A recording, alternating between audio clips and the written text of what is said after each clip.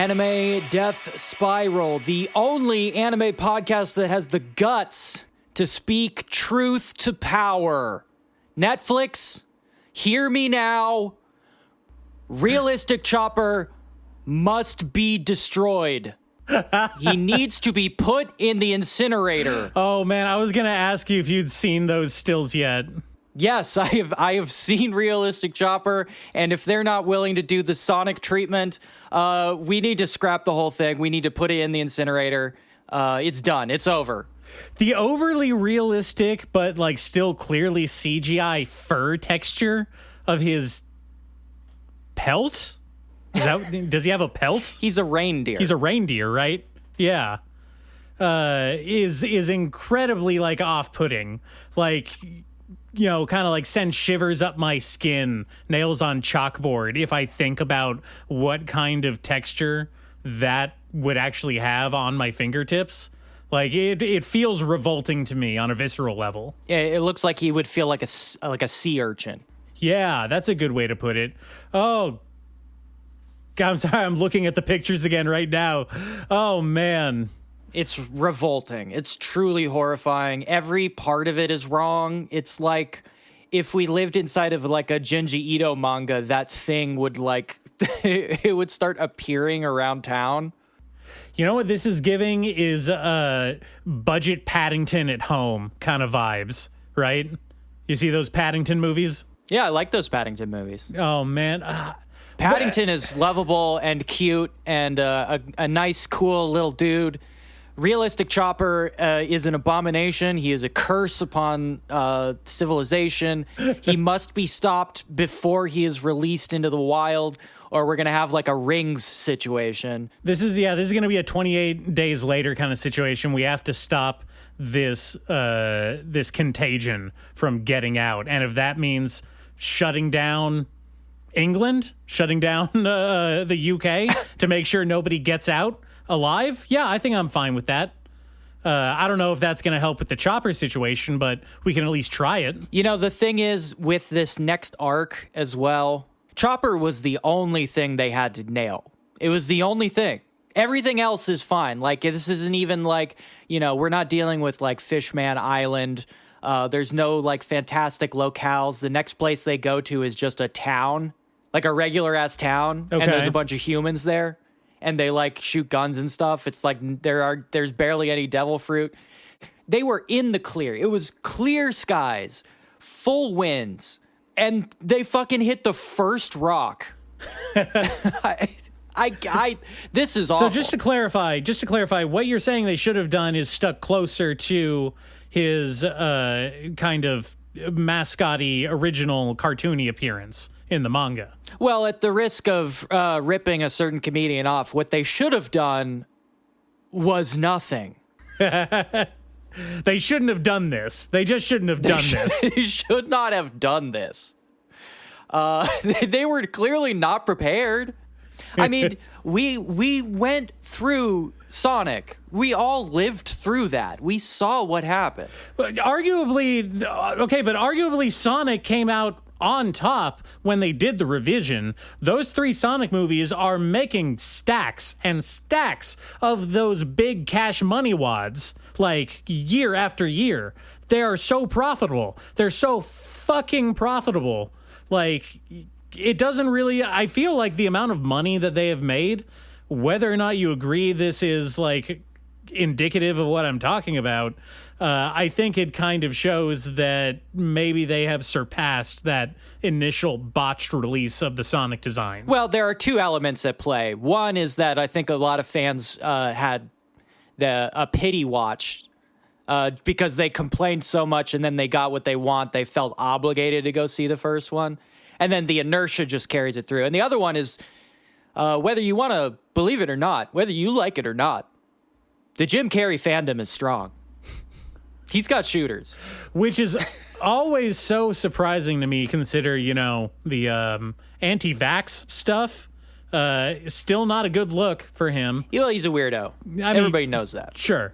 Well, you're telling me that man may have unconventional ideas about how the world works?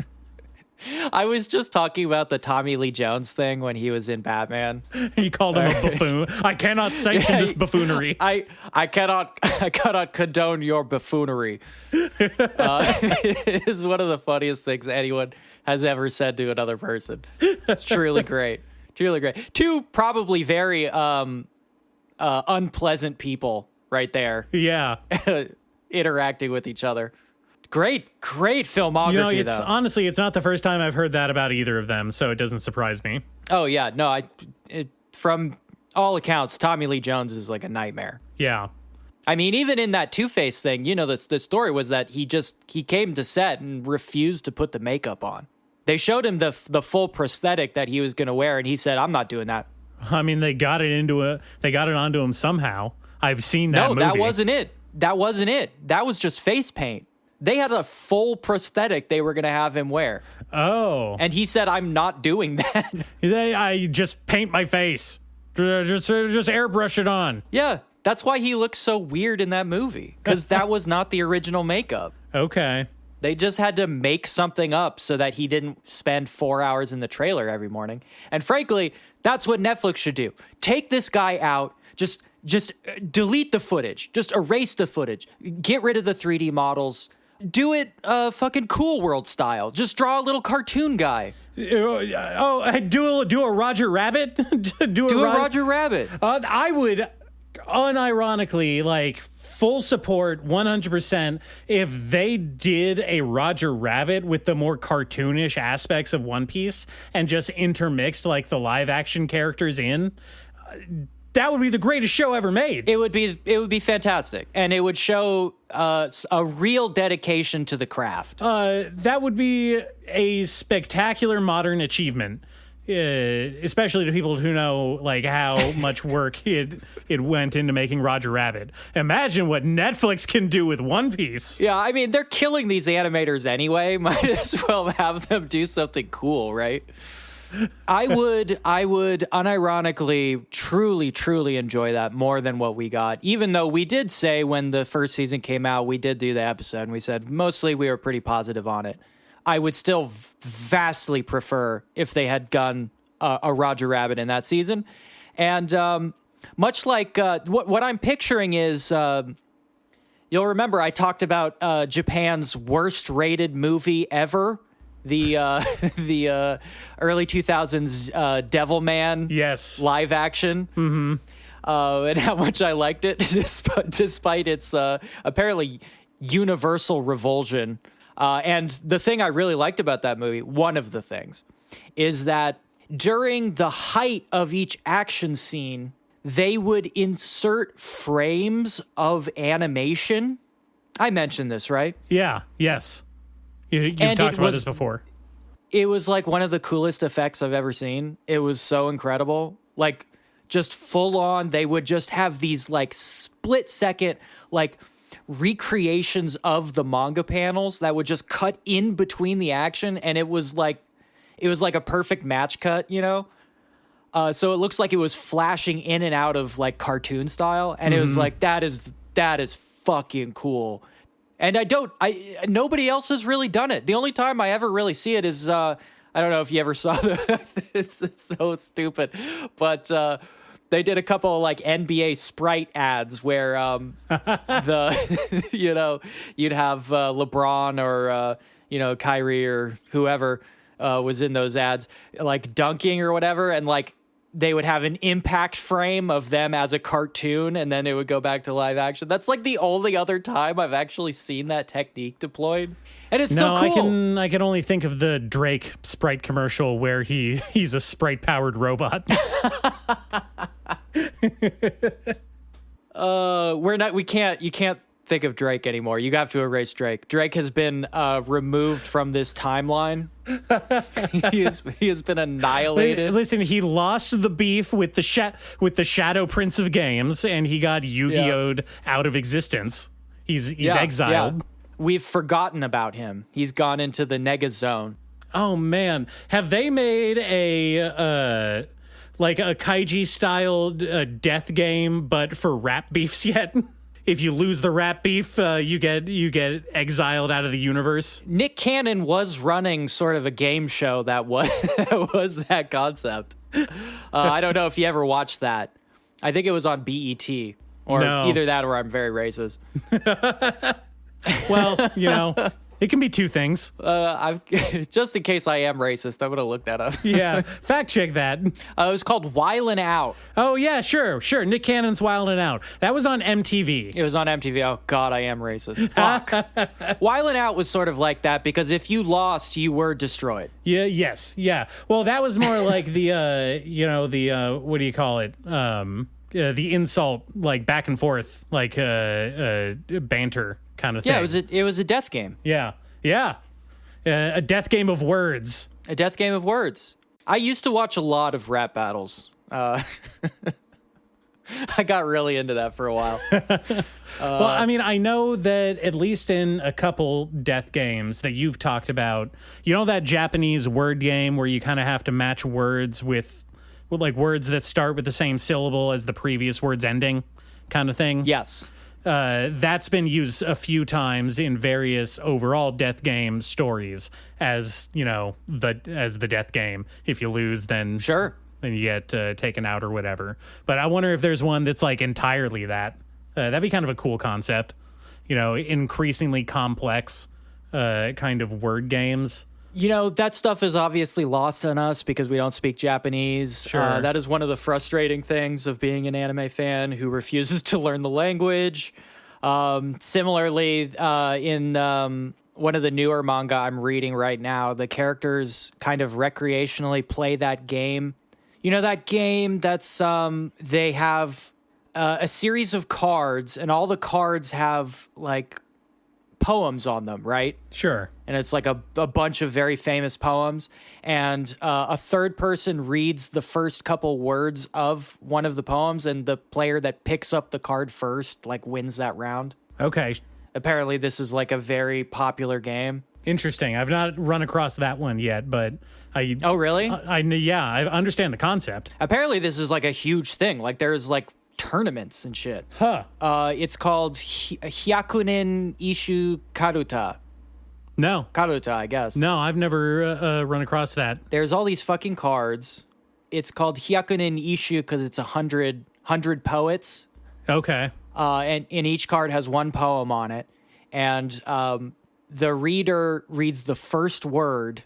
And the whole idea is that there's a bunch of words that sound similar in Japanese, right? Mm-hmm. So you have to really know every single poem and how they start and be able to interpret like the first word of each of these poems, which sounds, frankly, both overly complex and mind-numbingly boring to me, but apparently they're really into it. You know what? Actually, this is starting to come back. I'm pretty sure that they did this in a chapter of Kaguya-sama Love is War. Oh, I'm sure. Kaguya would certainly be the high-class lady who knows all of the Hyakunin. Yes, yeah.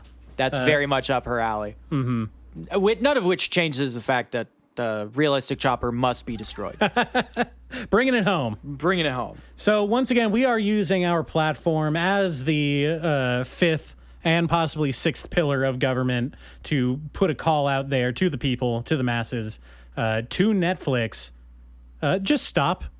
Think about what you're doing. Think about the people that you're hurting. They got high off their first success.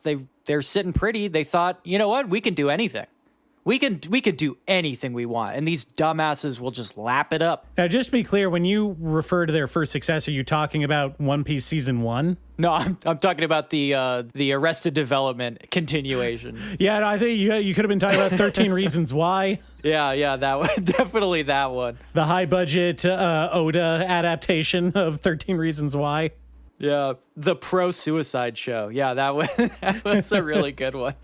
Or the edgy Sabrina show. Remember that one? Oh, yeah. Love that. Any of these could be listed as successes. You could have been talking about the smash hit from 2023, Addams Family spinoff show Wednesday. I do not talk about that. It's for the better. I do not. We don't talk about Wednesday. I don't mention it. I don't talk about that. I'm done with Tim Burton. In fact, when Tim Burton showed up in that Paul Reubens documentary, I had to avert my eyes. He is looking a bit rough these days. No, it was from back then. It was when they were working on the movie. Uh-huh. Paul Rubenfeld, by the way. I'm not going to call him Reubens anymore. I'm going to call him his real name. Paul Rubenfeld. There's no shame in it. When he says Tim Burton was the only one who could out-goof him, I was like, oh, I think I would kill both of these guys if I had to hang out with them. Well, it's funny. I really enjoyed that documentary, which I'm just going to say anybody listening should go watch it because it's really interesting, especially if you like, the character of Pee Wee Herman at all. Or if you hate him. Or that too. It goes on both ends of the spectrum. Or if you just hate improv comedy. Well, I did not realize that Paul Rubenfeld, was such a control freak about not only the character, but just projects that he worked on, to the point where he was telling the documentary maker that he was working with. By the way, he commissioned the documentary about himself. Always kind of like a side-eye thing there. I to be honest, I didn't hear a lot of his answers because we were chanting jerk off, jerk off, jerk off basically the entire time. Wow. How disrespectful. And we didn't get to it either. It was in the second episode. That was Yeah, it was in the second part. Yeah. It was kind of the main focus. I almost felt like they did him a little dirty because, Paul Reubens died during the production of the documentary. He did not get to finish all of the interviews that they had planned. And it felt like structurally they saved talking about all of the scandals until the end, when they couldn't interview him about it anymore. So it's like the interview footage that they have with him abruptly stops, and then they go and oh yeah, and then the jerk off thing. Oh yeah, and then getting arrested for lewd material thing, and all of that, and with no back and forth input from Paul on those subjects. That felt a little weird to me. That felt a little kind of oh, you think they sandbagged him? You don't got to do him like that. I think they sandbagged him a little bit. Yeah. After his death, a post-mortem sandbagging. Well, yeah, saving all of the less savory aspects of his personal story, his career, until after he can't give his own take on them. Well, you don't know. You don't know. Maybe that when he was alive, they were like, Paul, we want to talk about this. And he's like, I'm not going to talk about that.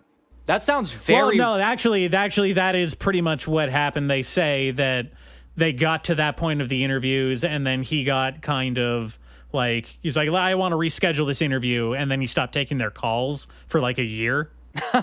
Yeah. And then he died. Yeah. That sounds about right. Yeah. So, complex man. I feel like he got done dirty by a lot of people, including the media, but also a fucking weirdo. Yeah. He's one of them weirdos. All he wanted to do was make sexual content for children, and people had to go out there and skewer him for it. Do you think they'll get to the public jerk-off part in the Hideo Kojima documentary? Do you think they'll, or will he cut it out too? That time he went to NASA and took his dick out. Yeah. I was just trying to 3D scan it so I could put it into the next Death Stranding, of course. There is a lot of shower scenes in this new Death Stranding game. I hear that in that new Death Stranding game, what's his face from Walking Dead? What's his name? It's no, his name's Death Stranding guy. I think it's Sam America. Yeah, Sam Bridges. Sam America Bridges. I hear Sam America Bridges hangs dong in this one. Oh, he fucking better.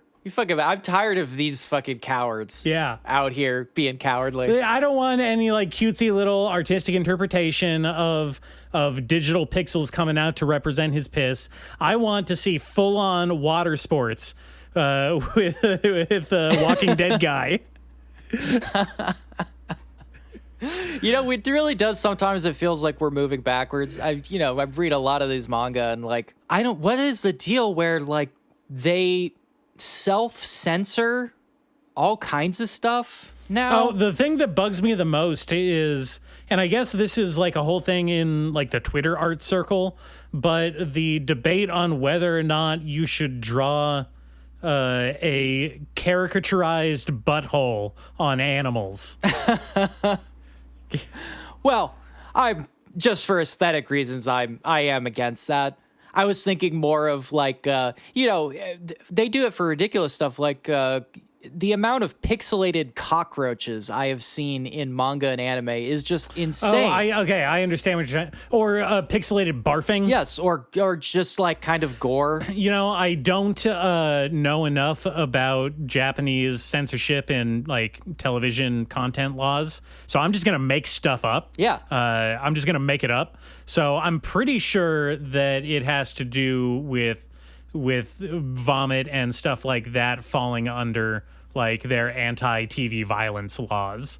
There's certain you can't show red blood on anime. Did you know that? Whenever you see someone bleed red in an anime, that's an international release of the episode. They have to censor it. No, I didn't know that. Yeah. What? Yeah, no. The Japanese cut of JoJo, all of the blood and violence and stuff in those episodes, they're all like covered up by tasteful shadows blocking half the screen.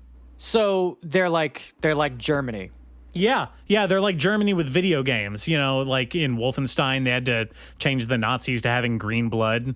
Say they were like green blood. They were zombies or alien Nazis or something like that. That is fucking insane. Yeah, no, you can't show bleeding on like primetime Japanese television shows, and I'm not making that up. That's not me being a liar. That's so crazy. Yeah, because like, I lie a lot. Well, you lie a lot, but also like Goku is bleeding out of his mouth in almost every scene in Dragon Ball Z. I don't know what to tell you, but maybe they weren't always in effect in the way that they are now. But I know that is a current day thing. Like there's a certain time frame that you can air shows where you're not allowed to show like a whole list of stuff, and that's where all of that pixelation and like kind of cheeky censorship that you're talking about comes from. It's insane, but I see that in manga now too, like a lot of manga. And that just doesn't make any sense to me. Let's do your NPR voice. Do you think Japan is becoming more culturally conservative? Well, it's hard to tell. It's definitely an issue of economy and an issue of population and population demographics. They have a lot of disabused young men who are, I don't want to sound condescending. That would be the last thing that I would want to do. But they do have an issue with young men being jobless, being listless in their ambitions, and it is affecting the job market. The phenomenon of the NEET, the not in education, employment, or training moniker. Yes, I believe they call it hikikomoriism over there. Yes. Yes. It's quite a thing, if you see it up hand. And how does this contribute to the male loneliness epidemic? Well, it's as with many things in this world, it's an issue of socialization. These young men just are not getting the education that they need to thrive and to prosper in a social environment. And I believe that it's a bit of a chicken and the egg scenario when we come to the topic of misogyny within the Japanese culture and how it plays in to the economy and their current day. It's not quite a depression yet, so we're going to call it a recession. But how we love to split hairs about that. Yes, of course. And what do you think about the movement for government-mandated girlfriends? Oh, I'm for it.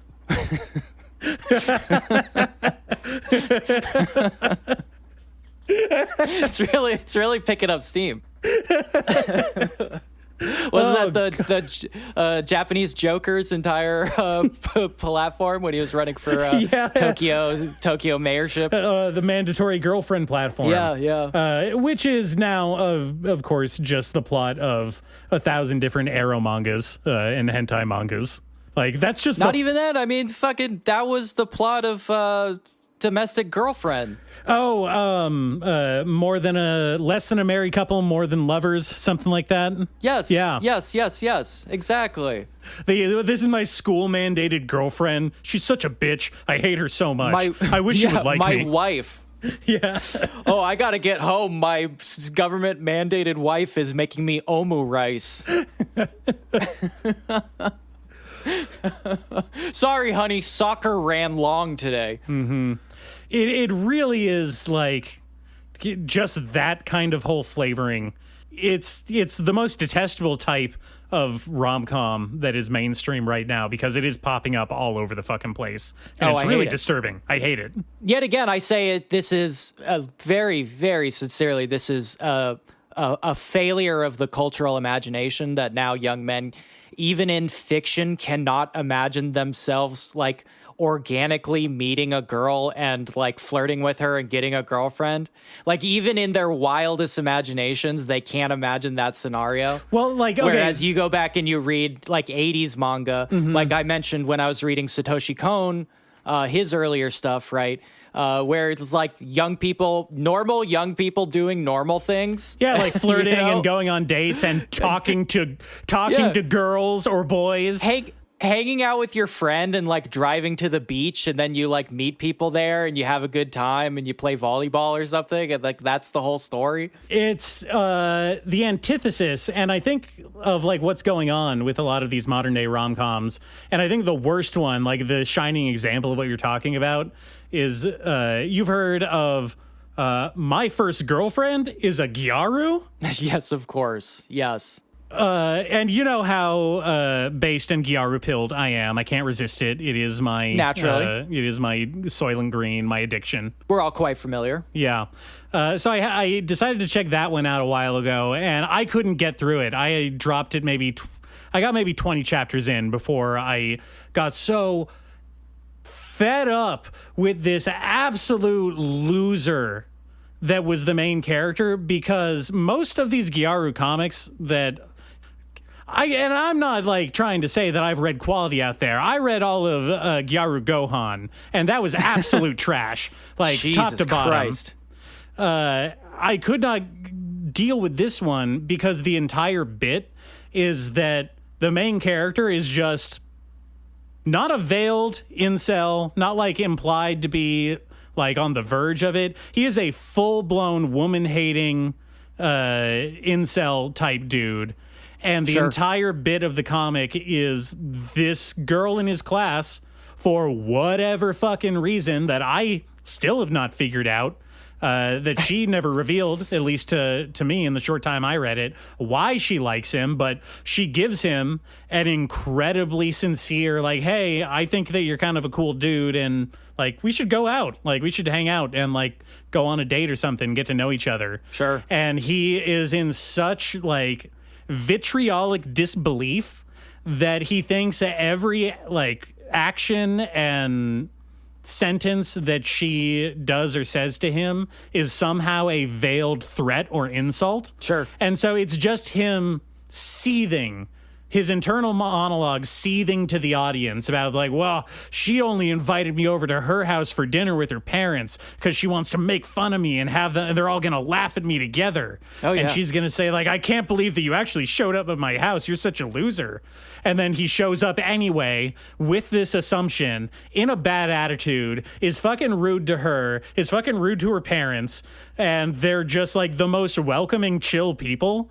And at the end, he still cannot believe that they're just being like normal people to him. And he's like, well, she's just biding her time. I'll be ready for her next time. Yeah. Delusional paranoiac. Yeah, delusional paranoia, verging on like schizoaffective symptoms. This is the normie scenario where, yes, you know, these kids are like, I hate normies, death to normies, without realizing that is actually also normie behavior. You know what? People are going to go crazy when they realize that R. Crumb invented all of this. Yeah. Like that was his entire self-insert whenever he put himself into a comic. It was just like, wow, I hope that bitch fucks me. God, I hate normies. But he was also self-aware of it, and he was like deep in self-loathing because he knew he was a piece of shit. Like that was also the thing about R. Crumb, was he was like deeply ashamed of his own weird behavior. Yeah, I mean that's similar. I also was viscerally repelled by that other Gyara one. My girlfriend is more experienced than me. I never got to that one, but you've talked about it. Literally, just like, here's the crazy thing about this girl. She's dated before. Oh my god! Man, my girlfriend's damaged goods. Something Christmas cake. Yeah.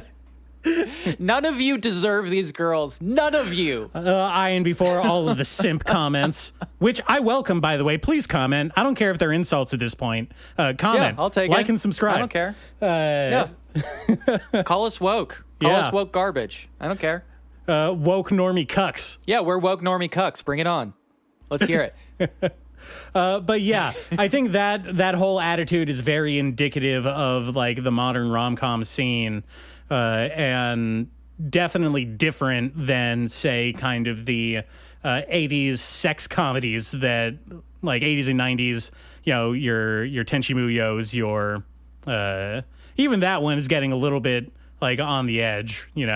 That's kind of indulging in the male like harem fantasy to the extreme. Oh, you think? Yeah, but like Urusei Yatsura, the main guy in that, starts off the series with a girlfriend that he's in a relationship with, and they're having an argument because he flirts too much with other women.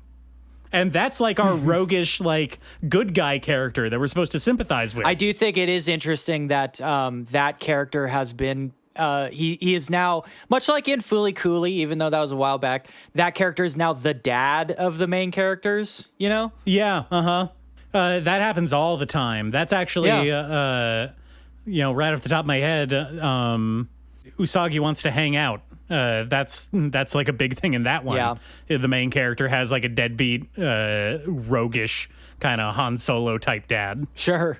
Mm-hmm. I was reading, the other episode I did mention I was reading a bunch of shoujo manga. And one of the ones I was reading is called Mr. Yano's Ordinary Days. Okay.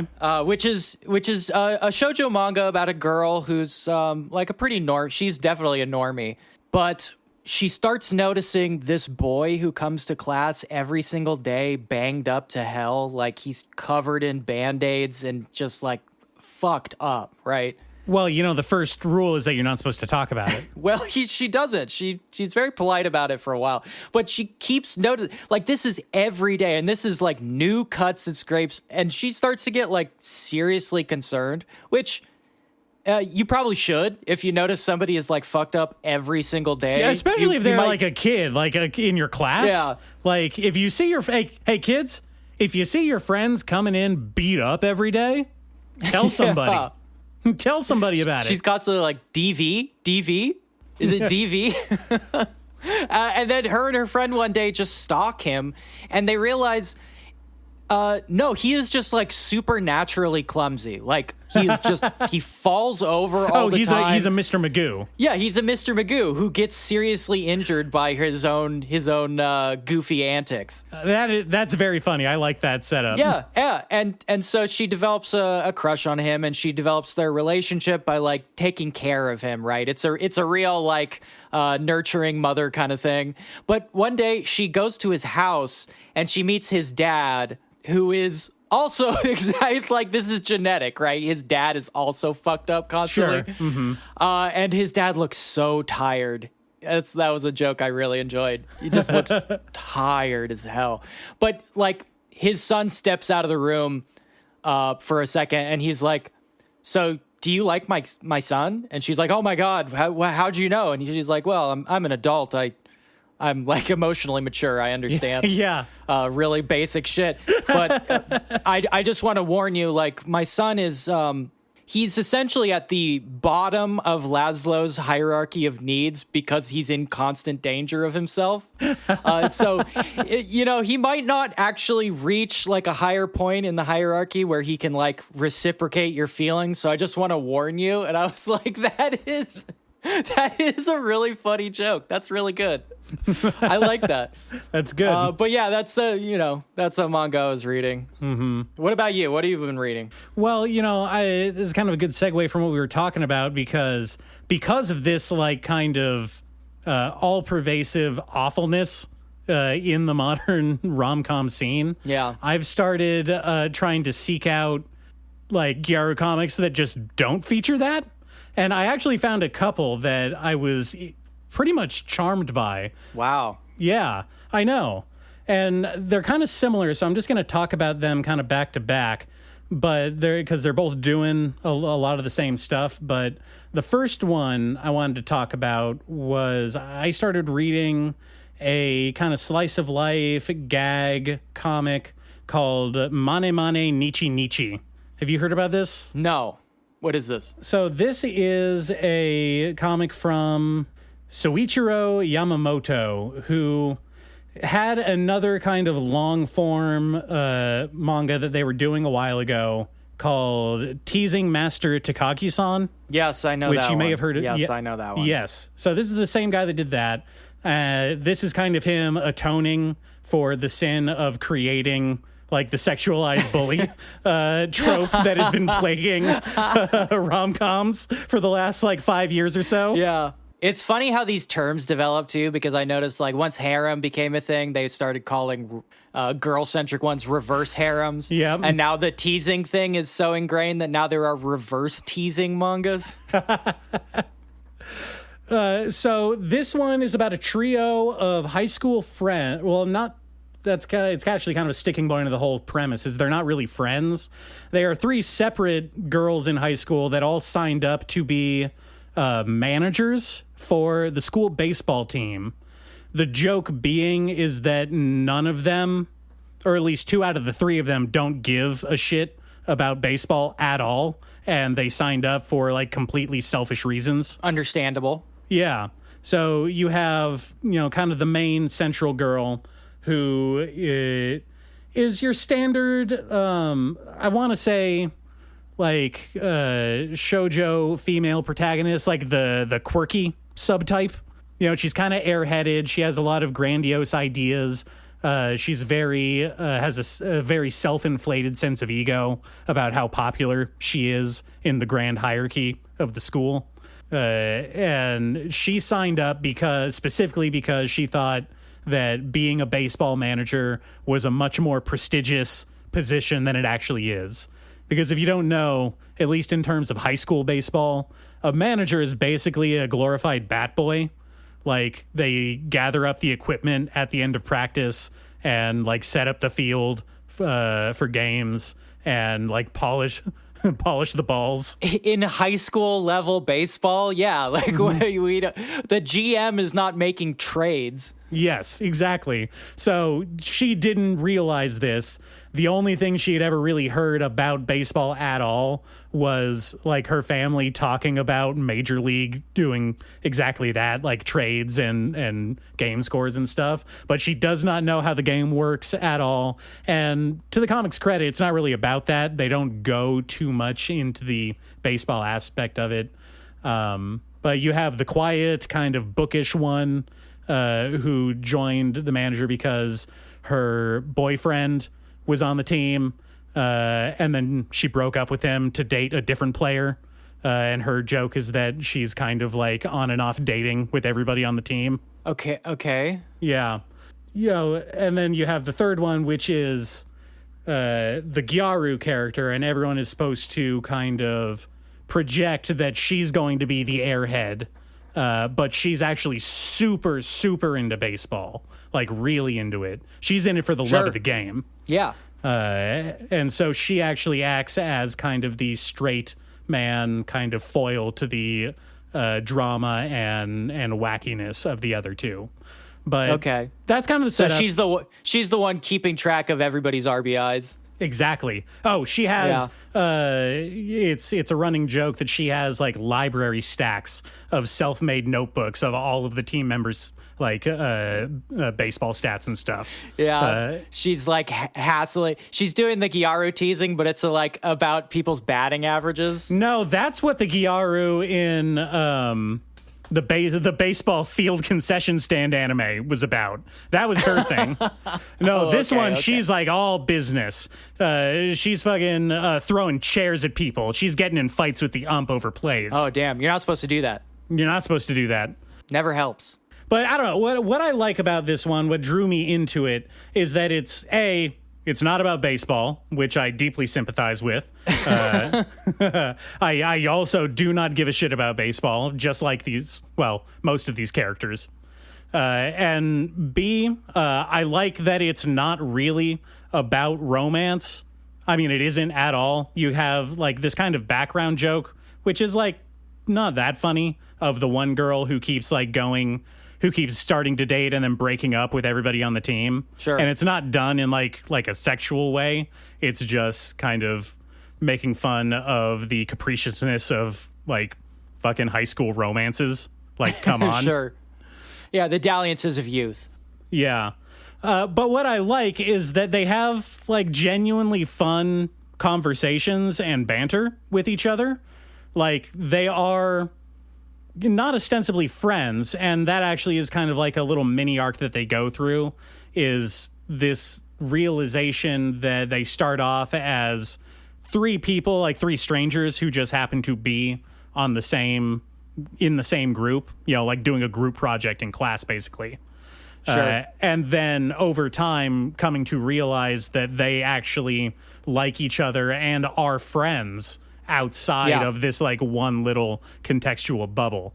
And I find that really endearing. I like that. Yes. I like there's this chapter where the Gyaru, who is, playing against type as a character, she's like the quiet, soft-spoken, like thinking one. She's kind of stern and she's very serious about paying attention to the game. And it's like a running thing with her that everyone keeps self-ascribing the title of Gyaru to her, like putting that on her. And she's just like, you guys, like, I don't really consider myself that because I'm not really into the subculture. I just have a tan and like bleaching my hair. Like, this is just the thing this is the thing we were talking about. Yeah. Like, yes. If they don't call themselves Gyaru, isn't it like weird that we all just call them that? And that's like that's the entire kind of joke with her character. Is that everyone keeps describing her as the Gyaru one, and she's just like, I like bleaching my hair, and the school allows it, and I spend a lot of time outside because of baseball, so I have a tan. Yeah, but I'm not like you're calling me that, not me. Yeah, it's like a weird thing that you are projecting onto me. Yeah. I like them acknowledging that whole concept. I think that's really fun. I do like that. I find like, like we've talked about before, the like girl friendship thing is genuinely like usually the funnier comics. Mm-hmm. Most comedies that actually work are about girl friendships. Yeah, that's what I was getting at. Was they had a whole chapter about the, again, quote unquote Gyaru one, talking to one of her other like school friends, like someone that she describes as a friend, about the other girls in the manager club. And, she's like agonizing over like the entire day over, it's like, well, do I call this person a friend? Like, they're not really my friend. They haven't called me their friend yet. Like, what do I call our relationship? Like, and she's kind of like just kind of obsessing over this idea the entire day and not sure how to like label this other person in their life. Sure. And then very casually at the end of the chapter, the other two come up to her and she's like, oh, hey, like we were talking about you to our other friends. Like, we wanted to introduce you because you're our friend too. And so just, this juxtaposition of how much people care about like the way they label and what like constitutes being a friend. Sure. I like that. Very fraught for some reason. Yeah. I can only imagine it's even more fraught within the Japanese school system. Yeah. Well, it is funny. I was thinking about that because I was reading Phantom Busters, which is kind of a newer comic. It's very fun. It's about a group of 4 boys who all kind of form like an exorcism club because one kid can exorcise ghosts, but he can't see them or hear them. And then one boy can only see them and one boy can only hear them. So they have to like form a fucking megazord to like get rid of one ghost. But it becomes more about like their genuine friendship because they like each other and they like spending time with each other. And it's just like an actual genuine friendship.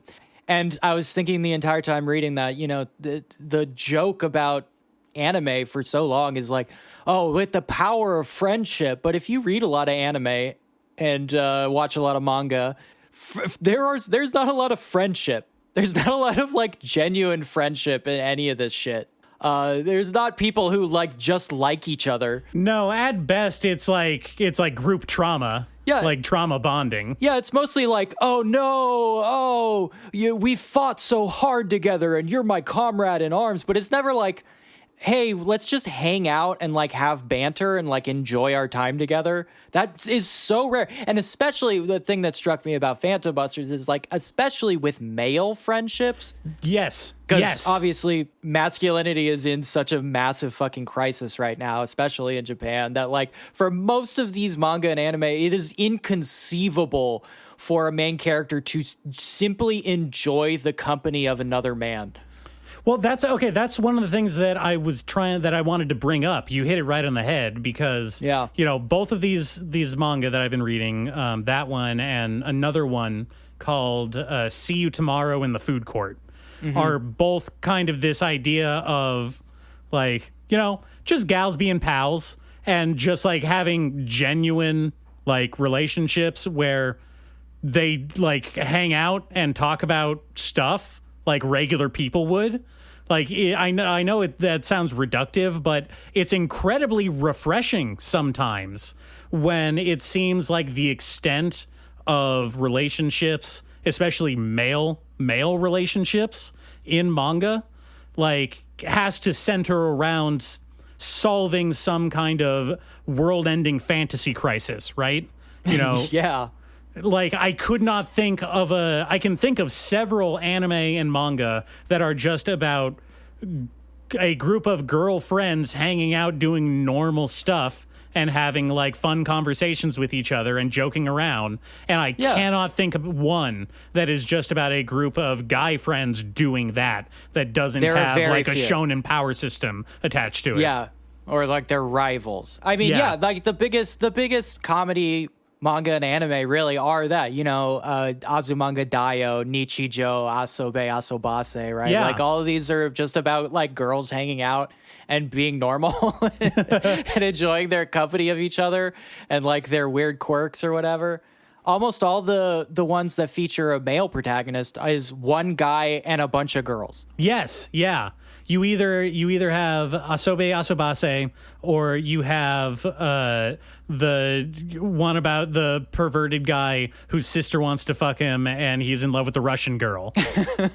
Yeah, or the next season the student council also has holes, which is a fucking terrible name, is exactly this, where, the protagonist joins the student council and is surrounded by these strange female characters, including one who is a guy who just looks like a girl. And the joke is that he is just treated like a girl by everybody. A little bit of that anime gender fluidity. Yeah, except it's really more about his whole joke is that you don't really, he's drawn exactly like every other anime girl and he acts like anime girls and he talks like anime girls, except sometimes he'll show the camera his nipple and be like, oh, I'm a guy though.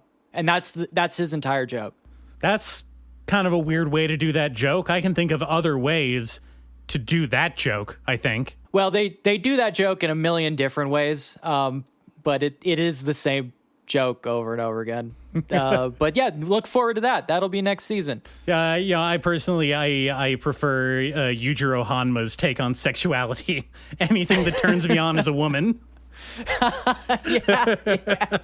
That is true hypermasculinity right there. Listen, I'm a man, therefore anything I'm attracted to is a woman. That's like that old thing about like table legs being too sexy. You have to put the tablecloth over them. Oh shit. All right, let me tell you just real quick a little bit about this other one that I was reading. This one I actually just discovered. This is the third time I've done this on this show, but discovered a manga only to find out that it's going to have an anime adaptation starting next season. Oh yeah, which one? This is See You Tomorrow in the Foodcourt. Oh yes. Yeah. Which is another, setup of just two normal friends being normal with each other. This is, the setup is, it starts off with these two middle school friends, and they're graduating, and they're going to different high schools. And so they decide that they're going to meet at the food court of the train station that they both take to get home. After both of their schools get out. And it's just these little snippets of them meeting up and talking about their day and talking about stuff that happened and making jokes with each other. And then, they have to go to work and they have to go to their separate ways. And those are the little, kind of vignette chunks, is just a little slice of life, vertical slice of these two girls that, have been friends for a long time, and they go out of their way to maintain a relationship in the hustle and bustle of 2025 Tokyo. I think that's cool. I think that setup is very sweet. I like that.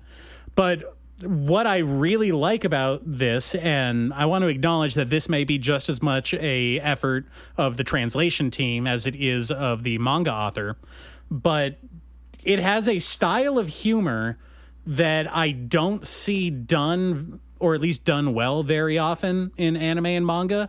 And that is the early setup, distraction joke in the middle, and then kind of bringing it home with a callback punchline, which this author is really, really good at. And I think it's a really funny gag when it works out. So, as an example, I posted a screenshot of it the other day to you, but you have this one character who is, again, the Gyaru character, quote unquote. She's doesn't really use that word to describe herself, but she also hasn't gone out of her way to say I'm not a Gyaru. She hasn't denied it. She hasn't denied it, but she's doing the fact that she's doing specifically the short skirt and the hair scrunchies and everything makes me lean towards Gyaru on this one. Anyway, she is also doing the kind of playing against type joke where she is kind of the soft-spoken, stern, quiet one who thinks a lot. And she's in contrast to the kind of honor student presenting girl, but on the inside she's actually kind of like a girl failure kind of archetype. She's an addict to this Prince gotcha game that she's obsessed with, and she's jealous and kind of shallow and quick to yell and argue with people. Basically, they're type switching, right? And she's acting how you would expect the Gyaru to act, and vice versa. And throughout the entire chapter, the Gyaru one is kind of just staring at her phone, doing whatever, while the other one is waxing about all the troubles she's having with. She's upset that the gotcha prince that she's obsessed with is getting popularity online, and she doesn't want to share his popularity with other people. And such a weird thing, but such a weird concept. And she's like, by the way, what have you been doing? And they were having this conversation about I travel overseas. I like America. And it's not that hard to get around. If you know a little bit of English. This is the Gyaru saying this. Yeah. And she's basically, all you need to know is I don't speak English. And if someone says something you don't understand, just say, I don't understand. But set out in English syllables, Yeah. And then they're kind of going back and forth. And she's like, by the way, what are you doing on your phone? She's like, oh, I'm practicing like my English for this quiz coming up. I'm doing Duolingo. Yeah, she's basically, yeah, I'm doing Duolingo so that I can study like for this test. And she's like, what, you've been studying this entire time? Like, say some English for me. And she spouts off this super long excerpt from the like very verbose, archaic English translation of Romance of the Three Kingdoms. Weird selection for English, but okay. Yeah. But that's where the solemnity is the shield of idiots quote that I got is from. Yeah. And then, it's like she goes through this whole long quote saying it in perfect English. And then at the end, the setup is that the other girl is supposed to be very impressed by it. And then with like super loud, like fiery conviction, she fires back with an, I don't understand you. And it's very funny when you read it out on the page. But stuff like that, like a good sense of joke structure and setup and payoff that I feel like is rare in a lot of comedy manga, because so much of Japanese humor, it seems to me, is character does something out of the ordinary, and then everybody around them says, wow, that person is so weird. Isn't that weird how they did that? It's weird that they did that instead of the normal way that you would usually do it. Yeah, but they did it this way, and that's weird. Oh, I bet they're dangerous. It's a very old-fashioned straight man thing that, again, reminds me that, like, like when I was complaining about that Rakugo manga that got really popular, is like... Mm-hmm. I just wish like their style of humor, especially like the comedy duo thing, feels like 50 years behind the rest of the world, And I've always felt bad about thinking that, because obviously that's America brain, but at the same time, yeah, we finished up comedy, straight man, tall guy, small guy comedy like in the 30s. We moved on. We developed out of that. It's like Japan is still waiting for their like Bill Hicks, Yeah, no, I don't think that there's been a real comedy revolution in Japan the way that, say, there was in like the 1950s in like the New York comedy scene, right? Where you start getting a lot more like personal kind of storytelling type of comedy with a lot of the acts.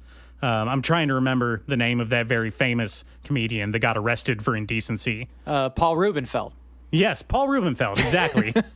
Pee Wee Herman himself. But yeah, they haven't had that movement in their comedy scene. I think the closest thing that they've gotten is they skipped like straight from Manzai, like double, like straight man, wacky guy acts, which, was basically set up in like the late 70s, which also happens to be the last time their electrical infrastructure was updated.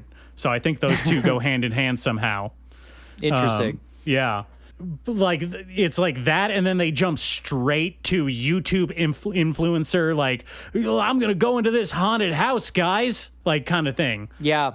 Like YouTube skits and like man on the street prank shows have been the like comedy act du jour for the last 20 years in Japan, as far as I can tell. It is funny that sketch comedy, like independent sketch comedy, is the only alt comedy that we get exposed to. Like I do really wonder, like, what is the underground and like alt comedy scene over there? Because obviously we don't get it, but like in anime and manga, we do not have an alt comedy scene, and we do not have a Bill Hicks.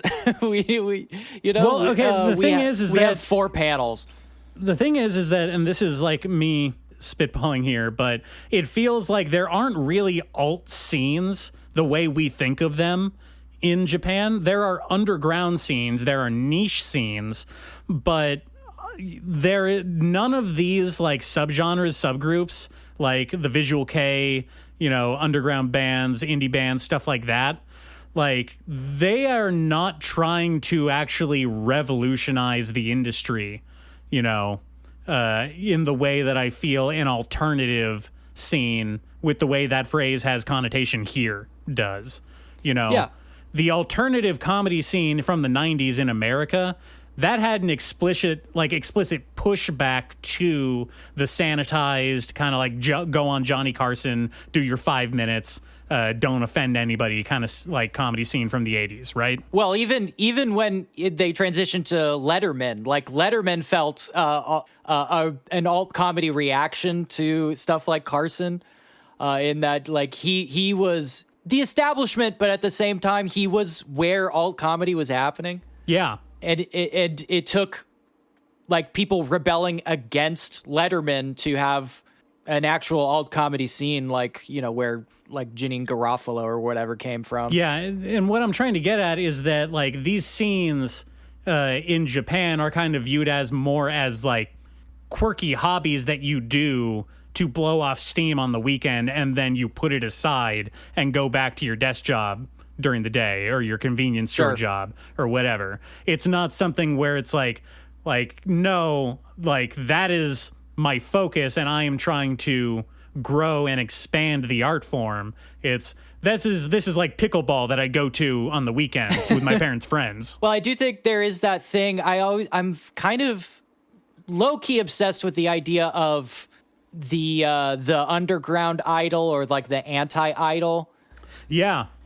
In the way that it seems adjacent to like punk culture, but at the same time, it is not trying to destroy idolism. It is trying to warp idolism into something that could potentially be counterculture. Well, I mean, I think that is a generous way to view it. I think the more cynical way to look at it is that it is a stepping stone platform onto transitioning a idol into being mainstream. Yeah. You know, they're not going to carry their indie act, their underground idol act, once they make it big. They're going to do what the executives tell them to do. Yeah, it's very strange. I really don't know what to think. I can only view it through the lens of, you know, what I get here. But what I get here, what gets filtered here, is bizarre. I mean, you know, we're living in a hellscape, techno hell. Nothing makes sense anymore.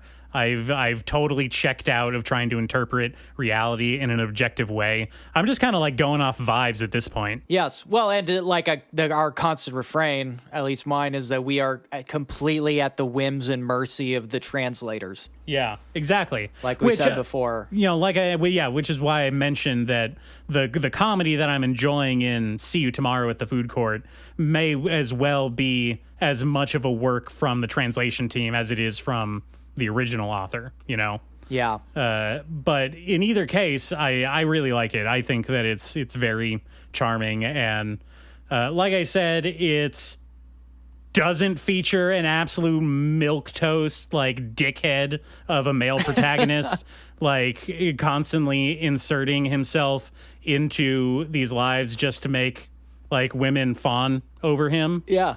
In defiance of logic. Again, don't like that. I'm over it. I think that's weird, and so should you, dear listener. Well, speaking of those two things, translators and milquetoast dudes, let me tell you what I've been reading. Okay, all right. Oh boy. All right, here we go. Well, I want to touch on this because this is only going to be relevant for another couple days. I've been playing 100 Line Last Defense Academy. Quite a title. Are you familiar with this? Well, only in the way that you've been comparing it to Signalis in our group chat. I am not trying to compare those two. They are unlike as you could possibly get. This is a sort of mostly visual novel by the guy who did Danganronpa. Okay, all right, and the guy who did Zero Escape as well, 999. So they have merged into the ultra visual novel team to make their apparently their magnum opus, which is 100 Line Last Defense Academy, which is a visual novel with a lot of gameplay elements. There is a turn-based tactics meat on that bone, I suppose. Mm-hmm. which is pretty good. In terms of turn-based tactics game, it's not Final Fantasy Tactics, but it's good enough that I enjoy doing it. There's some fun concepts. I've never been a huge fan of the genre. It's never clicked with me, but I've never played Final Fantasy Tactics, but I'm thinking more stuff like Fire Emblem. Yeah, I don't. Does this also have permanent character death? No, actually, there's a very funny mechanic where you can have your characters commit suicide on the battlefield to initiate a free super attack, which is really great. It's very cool. fun. I like that. Yeah, and you get rewarded for it too. It's called a nice ! Death. Nice death. Yeah, in the roundup screen at the end of battles. A pleasant unaliving. Yeah, of course you get ranked S ranks, of course. Sure. You have to. Final Fantasy Tactics, by the way, getting that re-release pretty soon, so you have a great opportunity. Yeah, maybe I should. In spite of everything, I think overall I fall on the positive side of liking Final Fantasy 12 and that setting. Ivalice. Yeah, Ivalice. And I swear that it has nothing to do, and I know people are going to talk, so I'm getting ahead of it. It has nothing to do with the 8-foot-tall, muscle-bound bunny women, okay? I just want to be clear about that. Sure. Yeah. So you'd be totally fine if they didn't have those. You know what? I can't say that it would be a positive change for the setting. I'm not gonna co-sign that decision. But I just, I'm not a pervert. I'm not a pervert is what I'm trying to say. Sure. Well, you're not a visual novel pervert, which apparently I am, because I've been playing this game a lot. And it does the visual novel trick where you play 100 days. It's called 100 line because you play 100 days. You have 100 days to complete, I guess, what you'd call the main story. A lot of those days, nothing happens, so that's great. Really like that. All right. Now, is that something that you get to choose, like Persona, where you have the option of doing stuff, it just locks you out of other stuff? Yes. So that is kind of in the blender of this game. They've tossed, a tactics game, a Danganronpa like kind of persuasion mini game. They've tossed a Persona in here and like more of a traditional visual novel. All that stuff has been just tossed in here. So you have a character, your milquetoast loser dude, who gets attacked by crazy monsters and then wakes up at the Last Defense Academy and is told that he will have to spend the next 100 days here defending the academy until the final attack can be launched to wipe out the enemies of humanity, right? Okay. And that's your setting. There's a lot of details that kind of don't matter. But you play through the 100 days, and a lot of times you have unskippable story events, so you just do those. On days off, you have 2 chances to do something, which there's not a lot to do. You can either talk to somebody and you learn something from them to boost your report card, which is just your stats. Mm-hmm. Or you can go on an expedition, which is you go into this kind of like board game mode, where you move around this board and either get into turn-based battles or pick up resources that you can use to upgrade weapons and stuff like that. Sure. It's pretty simple. It's all kind of pretty stripped down. But you play through 100 days, and that takes a long time. It's not skimpy. You go through the whole thing, and then you get to the classic visual novel twist, which is at the end of 100 days, very bad things happen. And your main character doesn't like that. So through the power of visual novels, he decides he's going to go back in time and explore alternate timelines, right? This is a very traditional visual novel trope. It's not always made explicit. Sometimes it is in this way where there's like a meta-narrative element where the character knows they're going back in time. A lot of times it's more like your traditional visual novel where you just have the ability to go and explore branching routes, right? Right, sure. But that's essentially what's happening here. The biggest problem with this game, and I am, for the most part, enjoying it. I think there's good stuff. There are moments of aesthetic brilliance.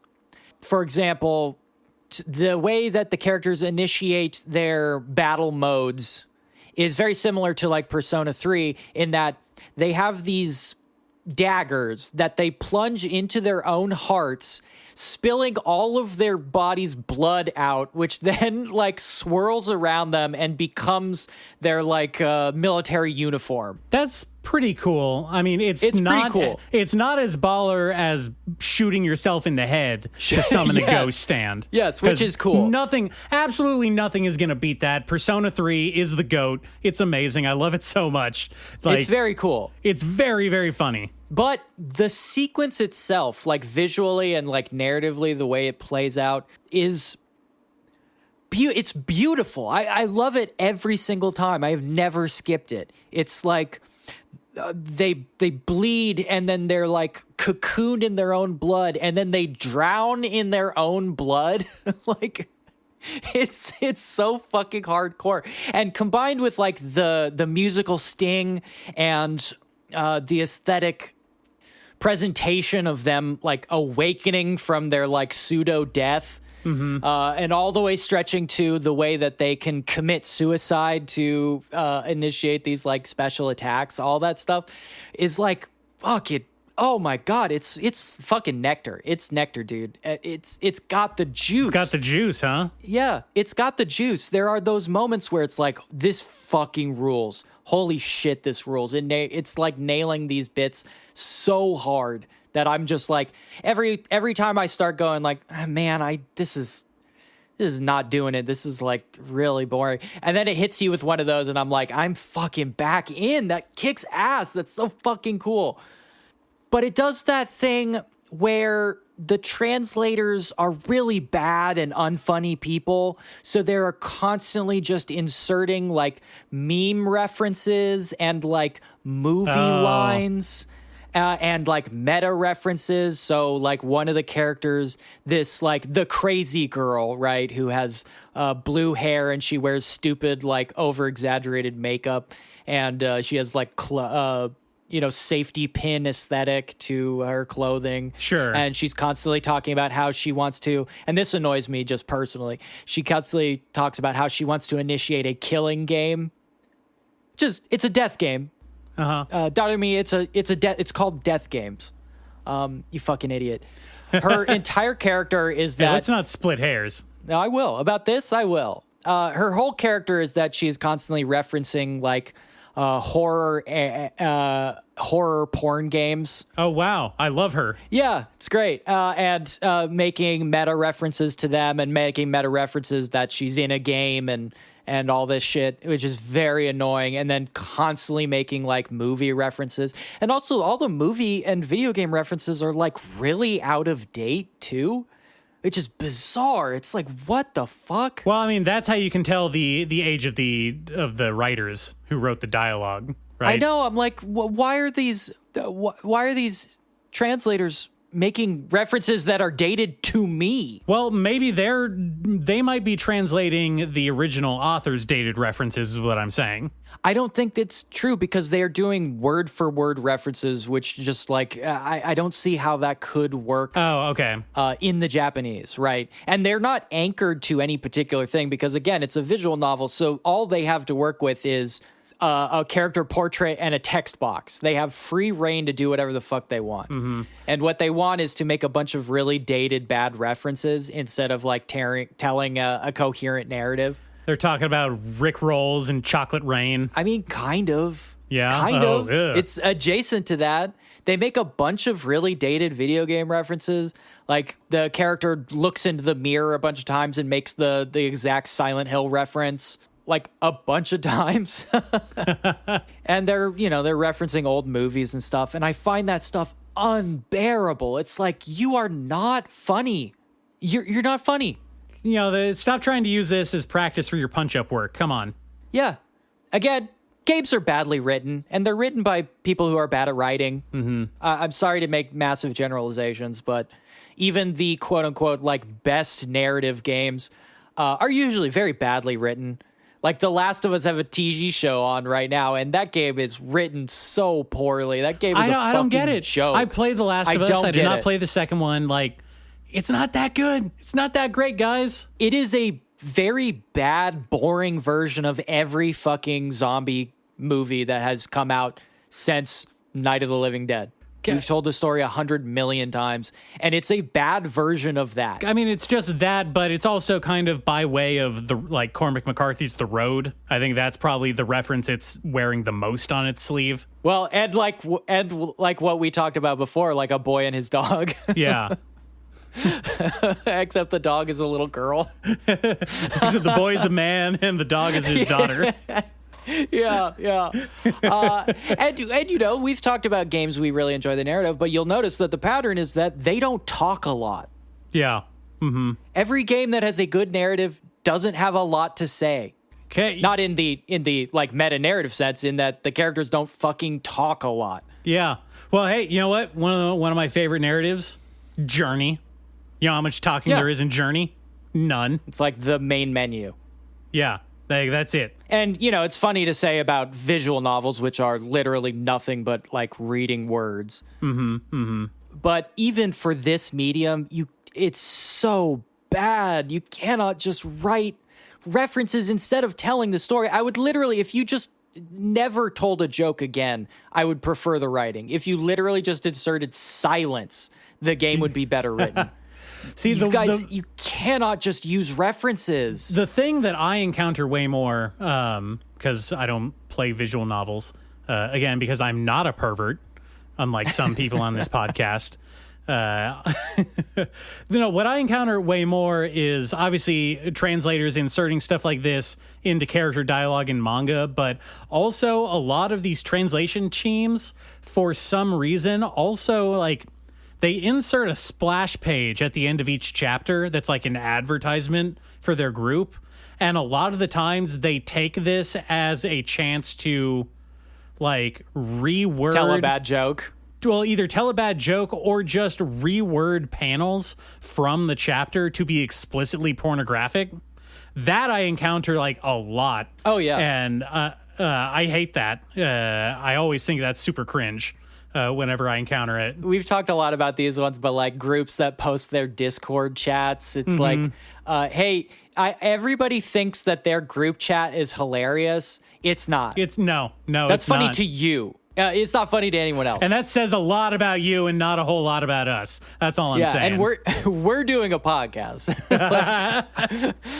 It's not good. And the one I really hate is when a translator will just insert their own little editorial in between panels, which is terrible. Usually they're fucking like, haha, this chick is hot, which is just like, why would you think anyone wants to read that? On the flip side, I really do appreciate it when translators like put in little like blurbs talking about specific cultural references that most people probably aren't going to get. Oh, yeah.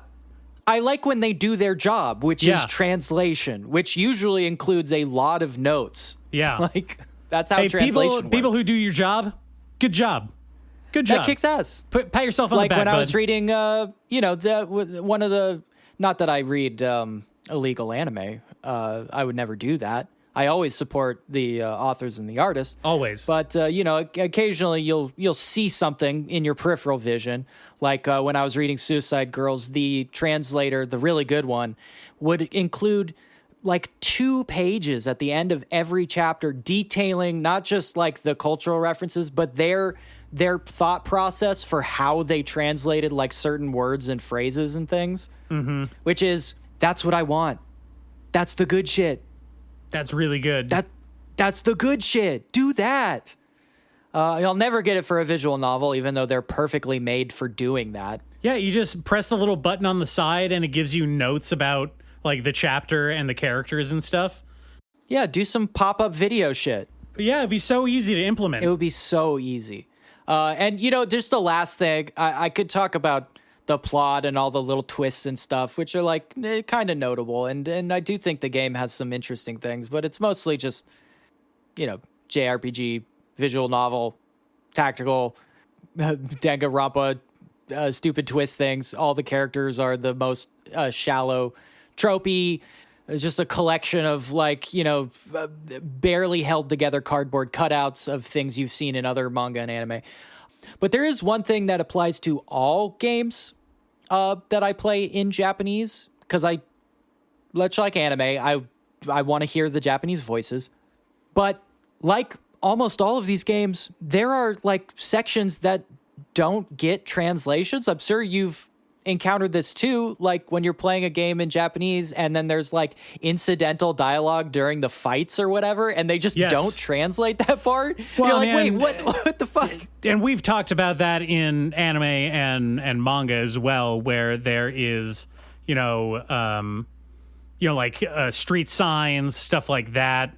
Like you said, incidental, like in-world text that never gets translated, either because it would take up too much of the panel or the screen, or the translation team was just too lazy to put it in there. The one that drives me up the wall is when you have characters texting back and forth to each other and they don't translate the text on the phones. Yeah, that is wild. Like, why the phone would you? itself is already a text box. It's a text box drawn for you in the panel already. Just put the text in there. Yeah, that's really dumb. Okay, so the last thing this is the last thing about the last thing. There is a massive, like, load-bearing pillar of the narrative that is just lifted wholesale from Saya no Uta, and I hate that.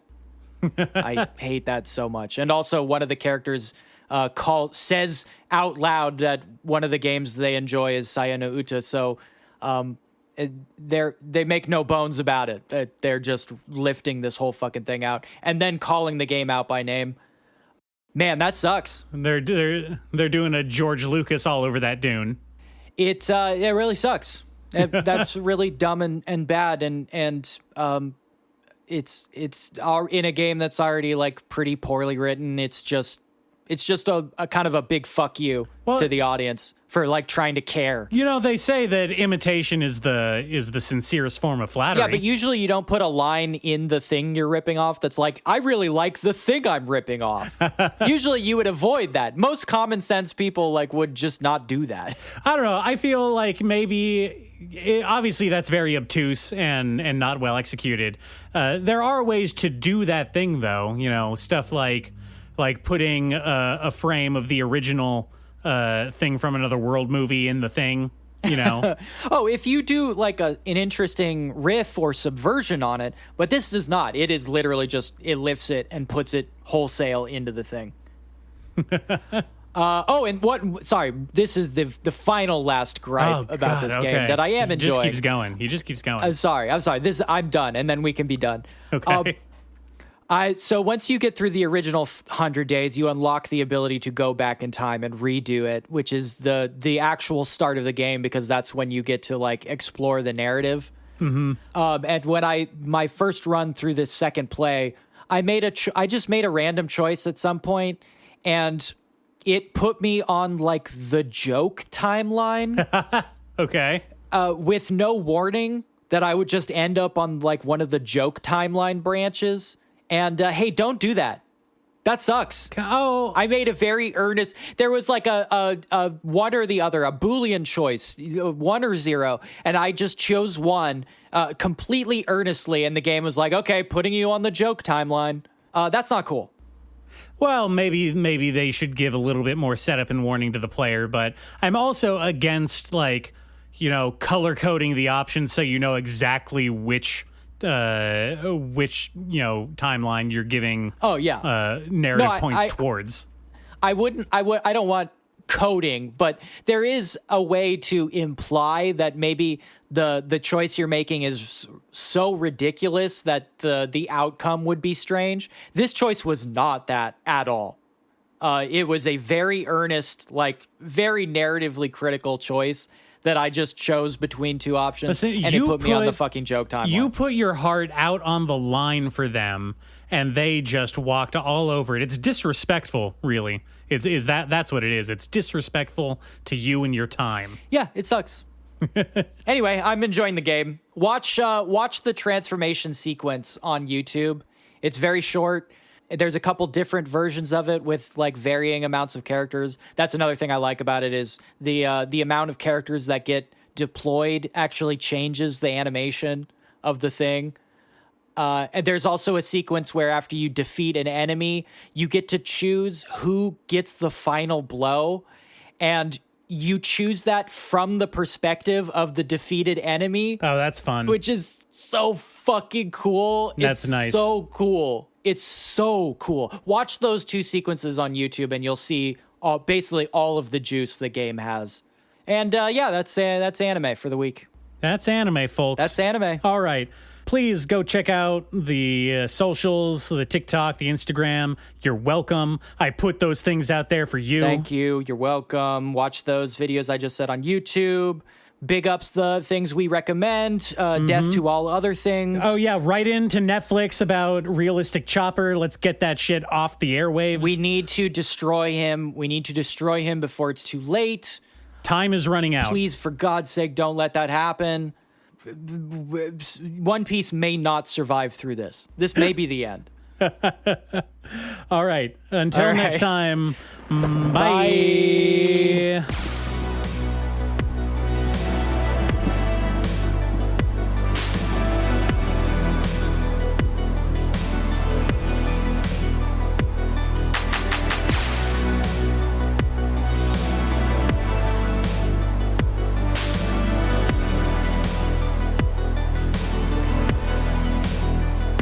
You don't get to exist as the heir apparent to the Muppet Empire and not be a fucking puppet guy. That's not how this works.